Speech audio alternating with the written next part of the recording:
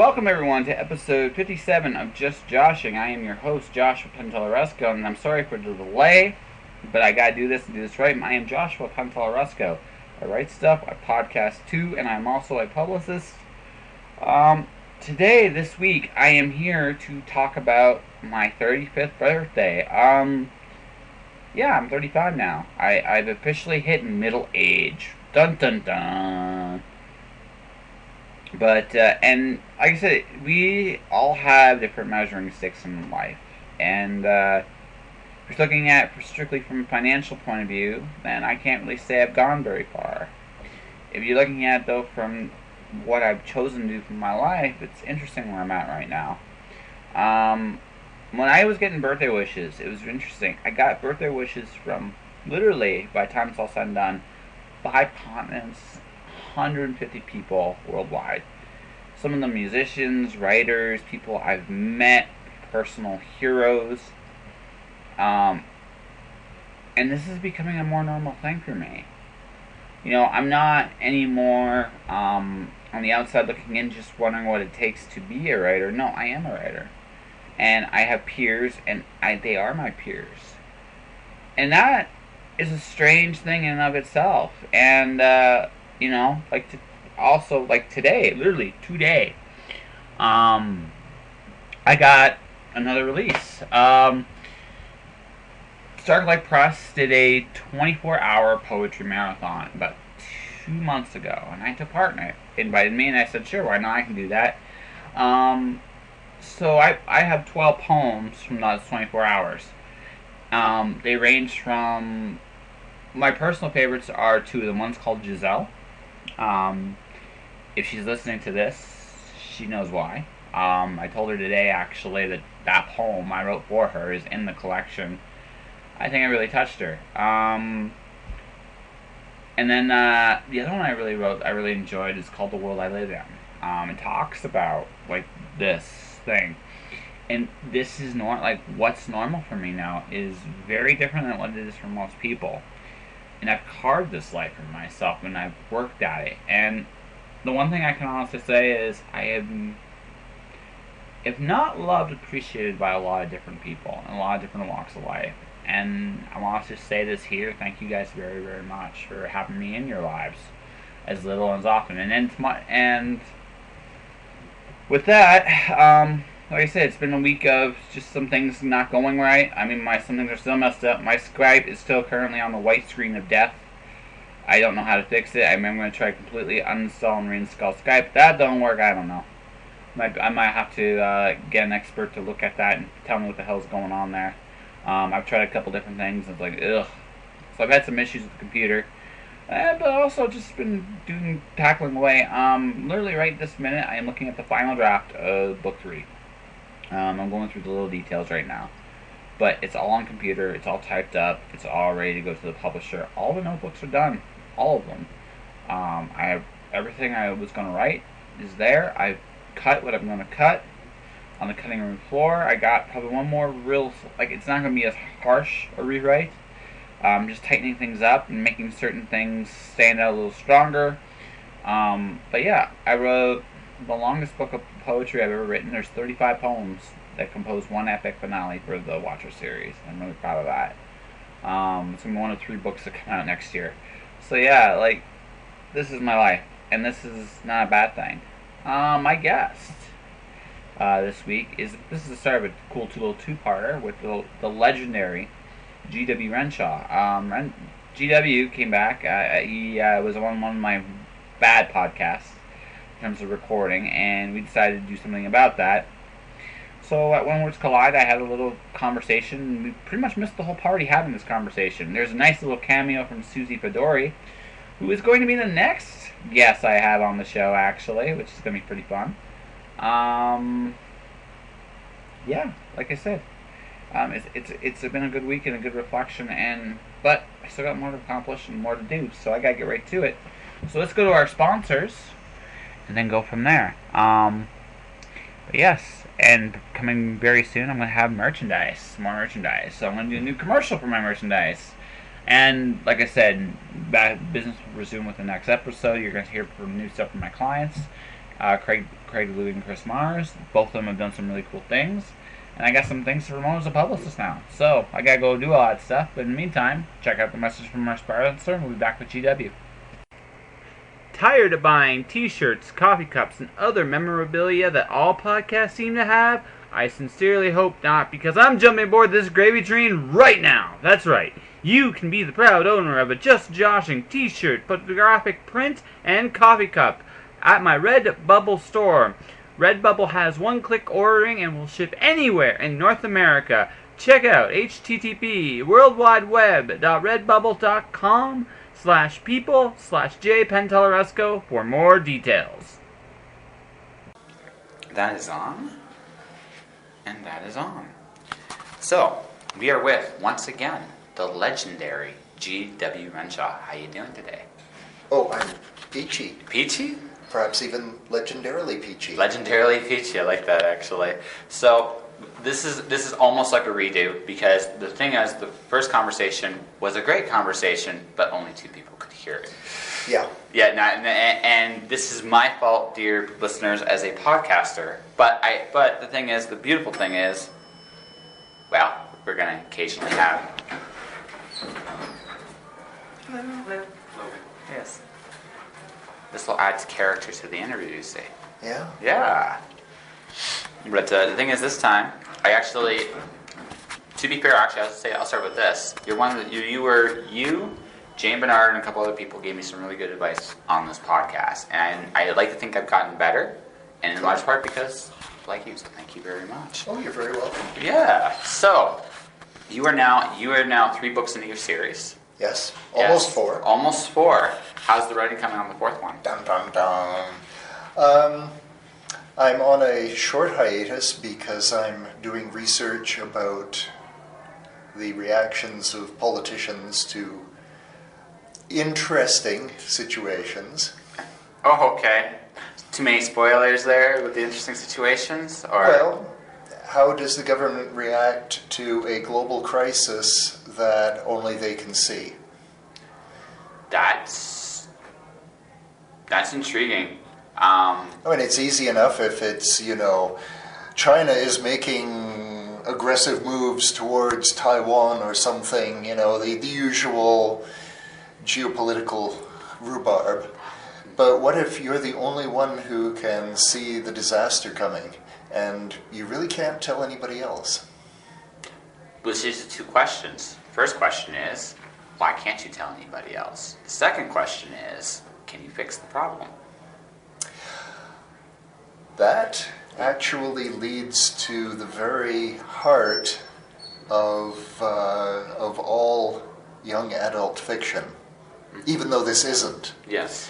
But the absolute requirement of any young adult fiction is that the adults can't fix it. Only the teenagers or prepubescent or whoever can actually fix the problem.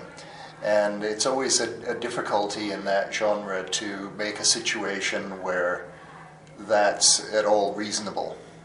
Yeah, well, no, there's a lot that has to be thrown into it to make it work. Like, you look at the Hunger Games, the only reason that even remotely works is because she volunteered. Yeah. That's the only reason that even remotely works. She is a symbol. If she had been an adult in different circumstances and been that symbol of revolt against the system, the whole thing still works. Yes. So it's only a YA in the sense that she just happens to be a teenager. Yes, and she had a very human reason for doing it, which actually makes her more sympathetic. I think the only argument you can make in that series, the fact that she is a teenager, is as an adult she doesn't quite get the same sympathy. Yep.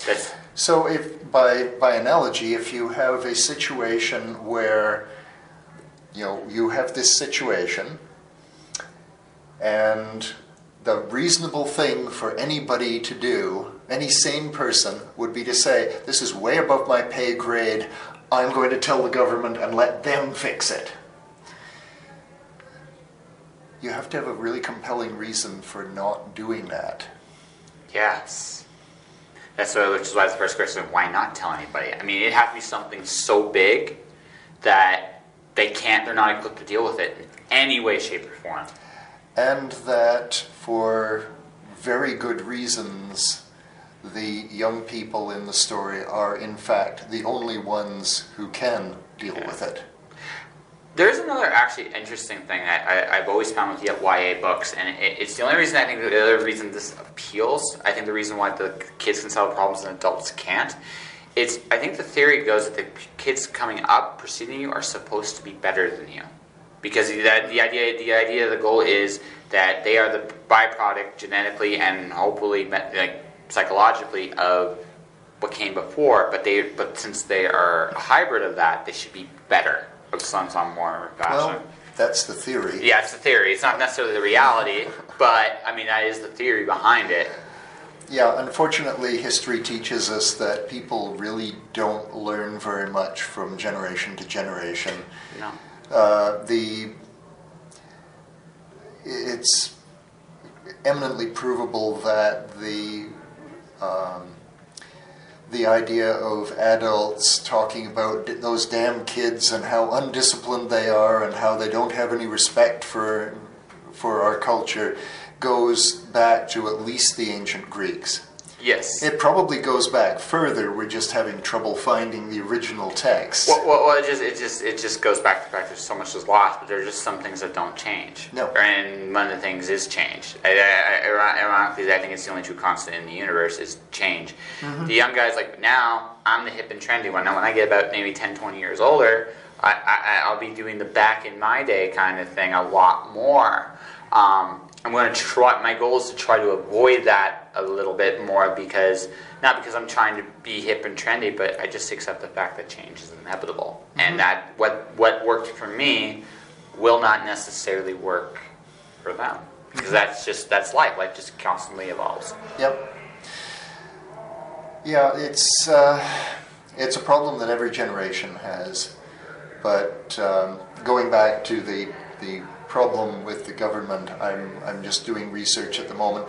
I'm actually trying to get an interview with an MP. Anyway, I'm trying to get an interview with an MP, to hopefully one who has the whimsy to say, so if there was this really weird situation, what would the government do? Actually, I'm sure there are a few MPs with that kind of thinking. Yeah, I'm chasing one down now, and I won't say who because that's a surprise. That's fair. Occasionally, real people find their way into my books. That is true. I actually know. I actually just talked to one of them tonight, actually. So, dun. And if you don't know, I'm not going to say who. Read the books. You know, she's been on my podcast before, and that's the only hint you get. So, there you go. Yes. Yeah, so I'm on a bit of a hiatus from writing at the moment just because I need to research this, because I want the authenticity. You know, I could make stuff up. You know, that's always what people ask writers. Well, why do you have to do all that research? Why don't you just make stuff up? It's not believable. It's not believable. You know, if I just make stuff up, and then there's somebody who actually knows how Parliament operates and what the government's policies are in the cases of certain things, they're going to throw the book across the room and say, well, this is rubbish. This person obviously has no idea how their own government works. Oddly, sadly true of very many Canadians out there. Yeah, and I try not to do that as much as possible. Yes. Yes. No. I mean, look. I don't. Sometimes, depending on the story, I don't do a lot of research. But some of them, I had this novel in my head. I've had in my head literally for about 10 years. There's a way that they could get that out now. Yeah. I know. It's fairly painless surgery. No, there's too many voices in my head. There'd probably be some collateral damage, but that's okay. That's okay. I'm okay with the voices. But one of the reasons why I haven't really gone to write it is I just realized that it's a massive research task, because I'd probably be spending a year just looking up certain things about campus life and politics and other things about that because the background would be taking place in the college, but also there's an interesting, I have an interesting legal aspect to it, and I got to look up some things on evolution. And that's all. It's a big idea, and I thought it would be really cool to tell that story when I'm ready to tell that story, and and I think I'm readier, but I still feel I have to get some other things out of my system before I'm ready to tackle something that serious. Yeah. Yeah. Well, that's something that I've discovered recently as well, being the old fogey that I am.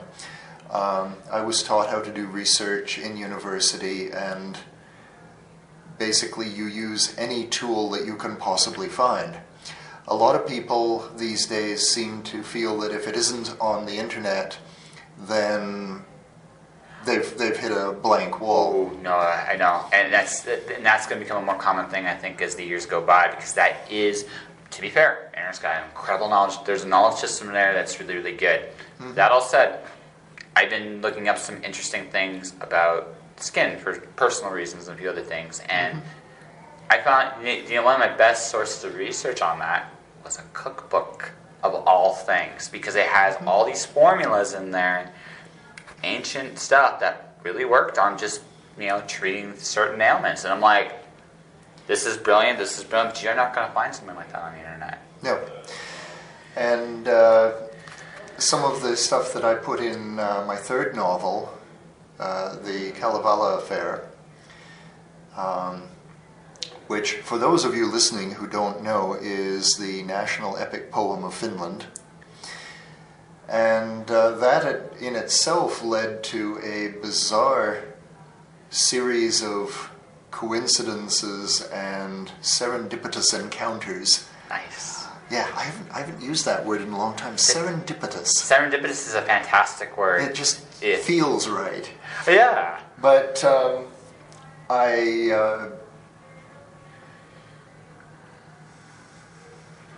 Yep. We pause for station identification. Please buy G.W. Renshaw's books. Right, The Chandler Affairs. Book 1, I can't remember the title off the top of my head, but I figured the author can do that right this minute. The Stable Vices Affair. That's right. So, introducing Veronica Chandler, the baddest ass detective I've ever read. True story. And most of the time, she doesn't even get to use martial arts.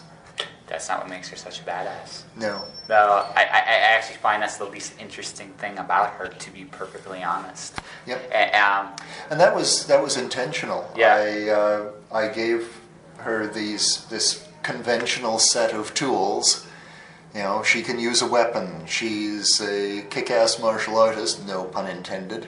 Yeah, like you believe that. And then the problems that she encounters largely cannot be solved by those conventional means. Do you know what makes her badass, honestly? This is the thing that got me when I was reading the book. It's her attitude. It has nothing, and even, like, she's smart, she's capable, she's a quick thinker, but the thing that really got me with her was, it's not that she's quiet, she wouldn't be the most physically intimidating person. She just goes about the business of doing whatever is needed. It's nothing else about her, really. The truly terrifying thing about her is she's quiet, she's unassuming, she'll shake your hand, she'll be nice to you. If you're in her way... She does not stop. No. That's the terrifying part about her. You know what? I would rather deal with a biker. I read the scary, big, stereotypical biker. I can understand how to deal with that. Yeah. Her? Forget it. No, she will... To even have a chance against something like that requires an iron resolve. And if you don't have it, she is gonna eat you for breakfast and not even blink. Yeah. Well, somebody like a rampaging biker is mostly out to prove a point. I'm bigger and badder than you are. Show me some respect or I'll hit you. So if you show them respect and, bow down in whatever way is appropriate, then they'll mostly leave you alone. Veronica, on the other hand, doesn't really care about that. She cares about results. And I've actually had some young women who have told me that they're very fond of the character for that reason, that shows somebody who doesn't have mysterious powers as many stories do or anything like that. She's a perfectly ordinary Canadian girl, as she is fond of saying. But if she's trying to get from point A to point B, you had better not be in the way. No, that's just it. That's just the thing about her. Like, can she be beaten? I think so. I think the person that she'd have to go across that would beat her would have to be someone like her. It's the only shot. I mean, that would be true. I don't know if you introduced that yet, but her antithesis would have to have that kind of drive themselves. It's the only way she's in danger at all. Yeah. Well, anybody can be beaten. Absolutely. When I was taking karate, I said to somebody who was doing the hero worship thing of the ultimate head of our style, and say, there's just no way to beat him. And I said, sure, I can. Sniper rifle at 500 meters. Well, but that's cheating. I said, no, we're talking about how do you take out a grandmaster of a fighting style. You change the rules on them. It's the only way to do it. Anybody can be taken out under the right circumstances. It's just a matter of whether you have the will to do it or not. Exactly. And Veronica does run into a person who just sails straight through her defenses at one point, and it takes her a long time to get over that. Yeah.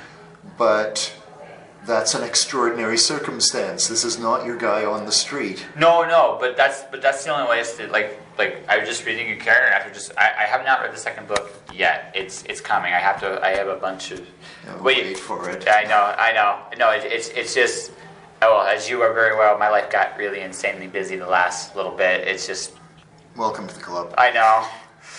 Mine was busy before all this. It just got like I sleep some days. That's pretty much it. That's all I can do. Yeah. I may have promised to somebody very important to me that I would take better care of myself. The only thing I told her was, okay, but you have the right to remind me, because what tends to happen when you get this busy is you tend to forget, and that's not that it's a huge thing, and because today I only ate one meal today because I forgot. I was so occupied with everything else I was doing today. It just didn't occur to me to eat. Eat, you're so skinny. I know. That's also somewhat lifestyle choice too. I had to make some serious changes to my diet earlier this year, and I've dropped about 15 pounds, but it was necessary. So, I don't mind being skinny, it's so good. It makes me more limber and more mobile. Yeah.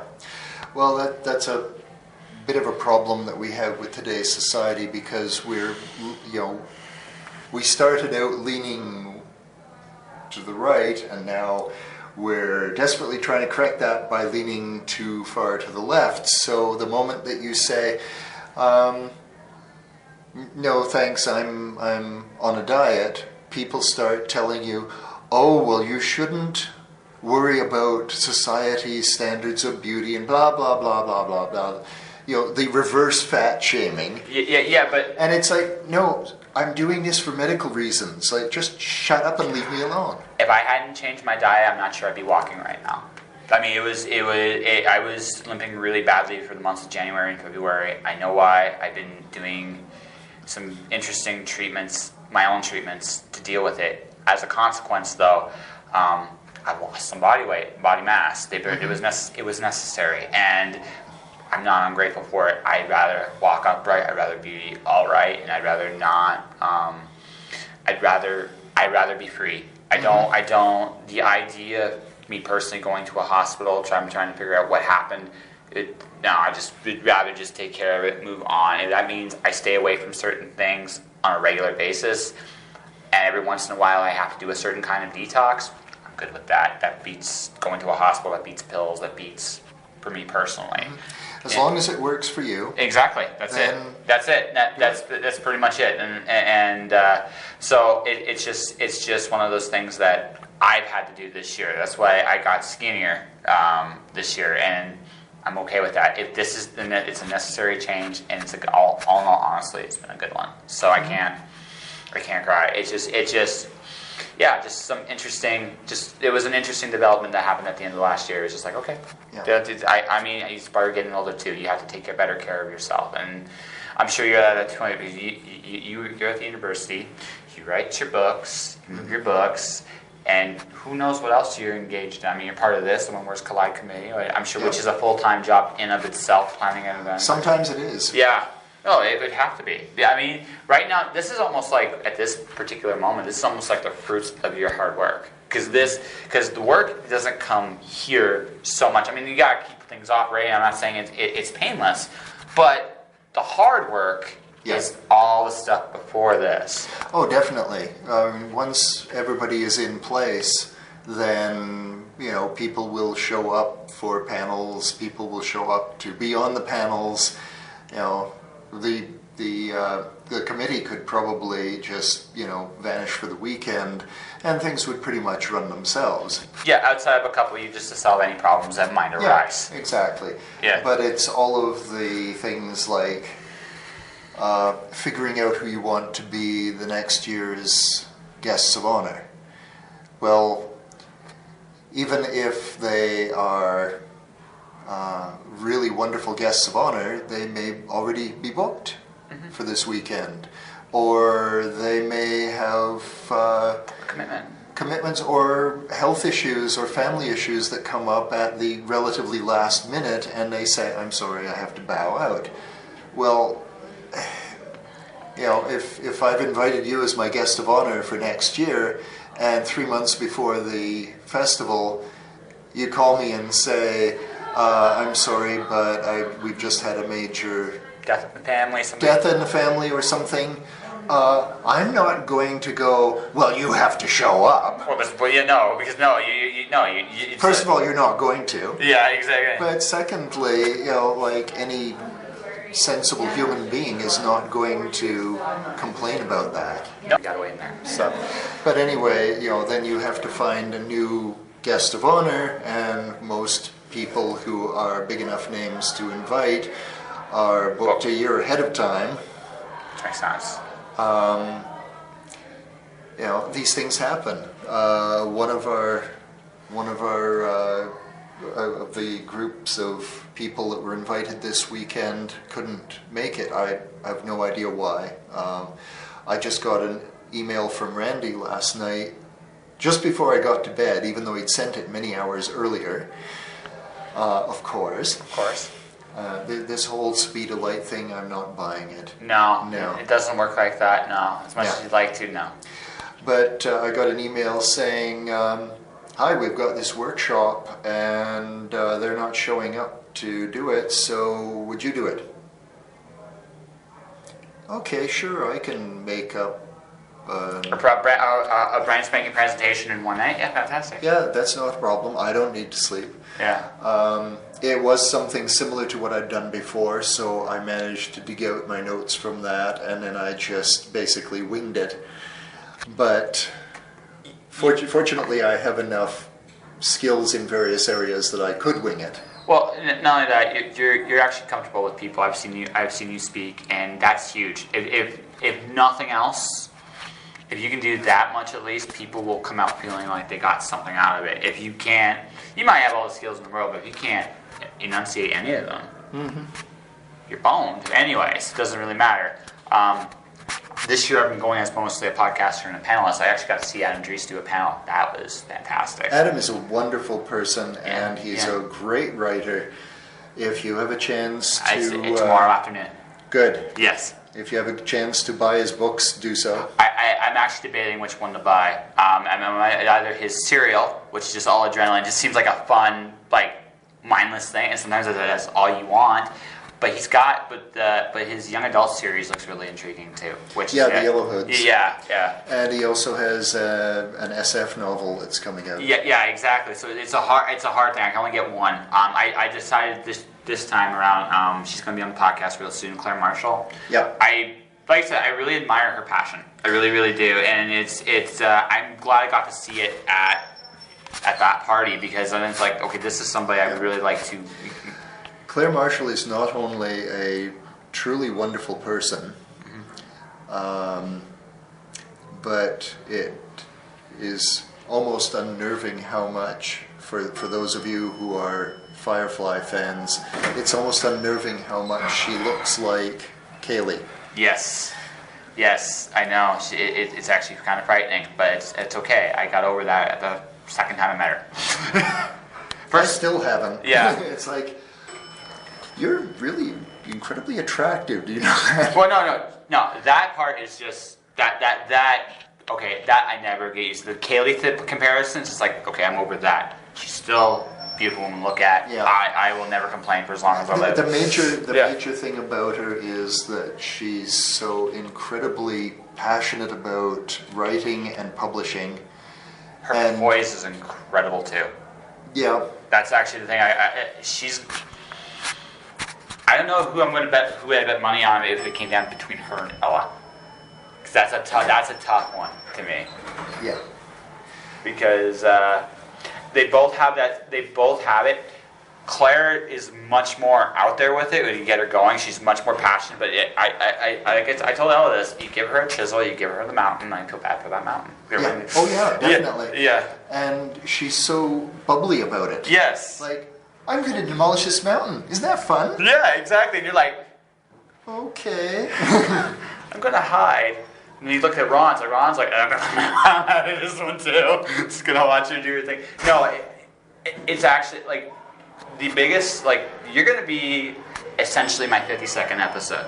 That's essentially 1 year. That's essentially 1 year of podcast right there. It is. Yeah. And honestly, the truly amazing thing. I like your horns. Very fantastic. Thanks. Yeah.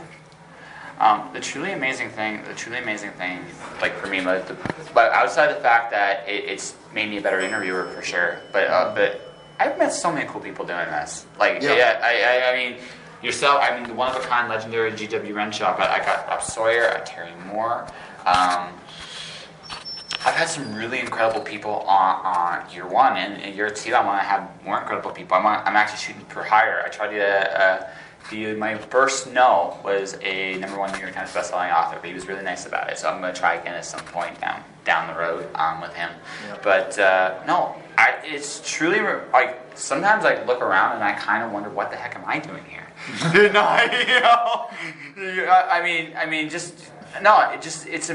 I truly believe this. I don't think, honestly, I all my travels, I've never met a more talented group of people than Canadians. Mm-hmm. There are some of the most talented people on this planet. It is, honestly, the true crime, I think, in this country is there is not a platform for any of these people here compared to what they should have. Mm-hmm. I was having a conversation about that with my publicist this morning. And... Okay. Just round first? Yeah. Okay. I can do it. And we were talking about some of the materials that I'd sent to him, like my biography, so that he can spread that far and wide. And he said, why didn't you tell me that you were a bestseller? I said, oh, didn't I? He said, look, I know you're Canadian, but you need to be a little more American about yourself. Blow the horn. No, it's true. But I mean, okay, here's a comparison. You know the Friday market we have in Calgary? It's a tiny little block thing. In Phoenix, Arizona, it's several city blocks. Again, very talented people out there. The platform's there. Night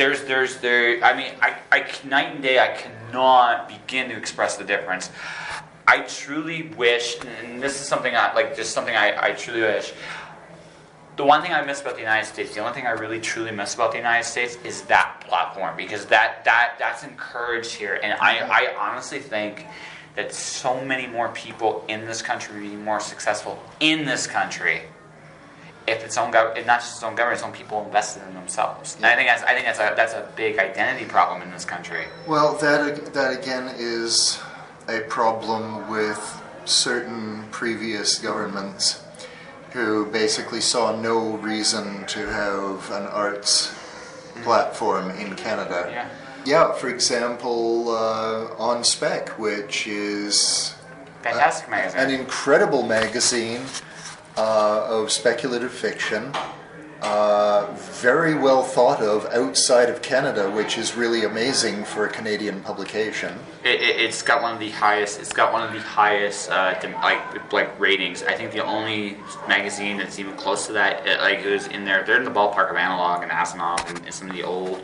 Yeah. Like they're in that ballpark. Yeah, if you say to a U.S. publisher, "Oh, I was published in On Spec," that actually means something. Yeah. Whereas with most Canadian publications, they just go, "I've never heard of it, whatever." And yet they applied for an arts grant that they had been getting year after year, and oh no, we've changed things. Only pure literature gets funded now. What the heck is pure literature? Well, I mean, honestly, that's such a pretentious thing to say. Well, I don't think you're wrong. Yeah. I would hesitate to I know this disagree with you. It, I'm trying to be polite here, but basically what happened was people who believe that literature can only be, the 5-page description of a falling leaf being blown about by the wind, and to fuel the people who analyze this kind of pretentious stuff and write papers to each other about it. You can tell that this is something that irritates me. yes. And they decided that no, speculative fiction was not Canadian enough and they would not fund them. And as a result, On Spec is in real financial trouble. So we immediately bought 3-year subscriptions. Yeah, no, I'm because we need On Spec. No, we do. Shit, I didn't realize it was that. Okay. That's why their publication schedule has been erratic lately. Yeah, okay, that's fair. No, okay. They're doing what they can when they can, but that's... I'm going to talk to them tomorrow then. I think then if you can't do it that way, then the way you do it then is they're going to have to kickstart. That's actually what they should do. Yeah. Ooh, I got an idea. Yeah, I'll tell you about this after the pod thing. I got a really good idea. I'm going to talk to them about that tomorrow morning. Good. Anything that helps us. Yeah. Well, it's an idea. It's an idea. It may not. I don't know if it's going to save anything, but shut up. I'll pimp the crap out of it. I don't care. It's I'll tell you about it out the air. But that really bothers me because honestly, fiction's fiction. I mean, to me, it really doesn't matter if it's Margaret Atwood, who's amazing. I'm not going to say she's not, or She's an amazing speculative fiction author. Well, no. Let's talk a few. Like just at this con, you have Rob Sawyer. Rob Sawyer is I'm so this is the closest thing to Asimov I've read. Asimov was a grandmaster great. I mean, that's pretty calculated. Tanya Huff, amazing talent. Julie's. I can't say her name. Zernata? Chernata? Okay. I always. CZ is pronounced CH. CH? Okay. Chernata. Yeah, Julie Chernata. You have her. You have, just locally, like Claire Marshall. I would put her with anybody like that. I would put S.G. Wong. I would put Simon Rose. Doesn't matter. There's so many good authors in this. Randy McCharles. Randy McCharles is actually, I think, severely underrated. Mm-hmm. He is and truly one of the nicest dudes I've met. So yeah, but I mean, there's so, again, this goes back to the saying. There's so much talent here. Why not invest in that talent? Why not make them money so they in turn will reinvest here? Because it has nothing to do with oil and gas. I know. But that's part of the problem, because what's going to happen, this is what's going to happen, because I've lived in cities where only one thing happens. You're going to be a slave to their ebbs and flows. And what's going to eventually happen, even though it is oil and gas and it comes from the ground, there's going to come a point where it's going to be like the auto industry in Ontario, shut down. Mm-hmm. And nobody has money. And everybody's going to have to create this stuff that I'm talking about now from the ground. Yep. And that sucks. It's better now where there's still money. So you diversify now, and then when that eventually goes the way of the dodo bird, that's still there, and then you can use that to build the next thing, whatever that is. Yeah, we could be doing so much, and not a lot of it is getting done. Yeah, no. Because No. people don't see the immediate cash flow. And I just tell anybody from Alberta, just look at Ontario from the 90s and look at it right now, and it's really close. And if you really want to see the end of that story, look at Ontario in the 2000s.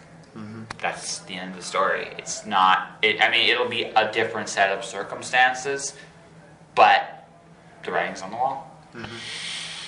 yeah. We kind of end this on a down note here. Not because by design exactly, just that was a good break in the topic. We keep going for another 40 minutes. In part two, we have some amazing stories. G.W. Renshaw is a really interesting man, and like I said, even in this hour-long conversation, I don't do him justice. One of a kind dude, amazing thing. Check out any of his books, any of the Chandler Prayers. First book here, I'm going to go grab it. It's The Stable Vices Affair. That's the one you should start with. I'll be promoting the other books next week when we get to the next episode. This did not quite happen at episode 52, but close-ish enough. So, GW, if you're listening to this, thank you very much. And that will do it for this week's episode of Just Joshing. Buy the shirts. Support my clients, Craig Louie and Chris Mars. Battleships is coming out this month. Entangled Webs. I've got to make sure I got that right there with Chris Mars. It's coming out as well next month. So check it out. Support them. Buy my books. I literally just got a new one published. Well, I'm part of a collection. I'll talk more about that in part two. But buy the books, buy the shirts, support my clients. Stay inspired out there, everybody. And I'll see you next week. Josh.